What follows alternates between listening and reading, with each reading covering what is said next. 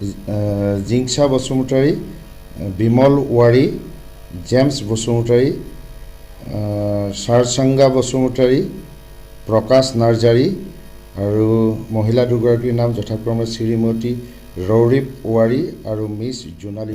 সন্ধিয়া 6 মান বজাত গহপুৰৰ মিলন নগৰৰ পৰা এগৰাকী মহিলা মঞ্জু বসুমতাৰী বুলি তেওঁৰ ডাঙৰ জীয়েকৰ পূৰ্বৰ প্ৰেমিক শ্ৰী ৰোহিত বসুমতাৰী আৰু লগত প্ৰায় 10জন মান বড়ো যুৱক লৈ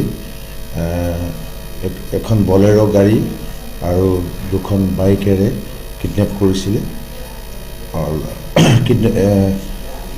খবৰটো আমি লগে লগে আমাক খবৰটো জনালত আমি ঘটনাস্থলী পালোহি। আমাৰ মাননীয় SP ছাৰ পালেহি, এডিশ্যনেল SP ক্ৰাইম পালে আৰু আমি চবকে এলাৰ্ট কৰি দিলোঁ।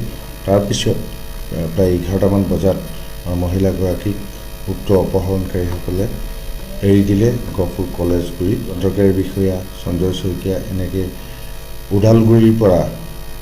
ওদালগুৰিৰ বিভিন্ন জেগাৰ পৰা 7জন দুৰ্বৃত্ত কৰায়ত্ব কৰিলে। তাৰে 2গৰাকী মহিলা আৰু 5জন যুৱক। আৰু ইতিমধ্যে আমি এই সংক্ৰান্তত গহপুৰ থানাৰ এটা কেছ ৰেজিষ্টাৰ কৰিছোঁ 213/2022 under section 120B 365 307 IPC read with section 25(1)A arms act. তদন্ত চলি আছে।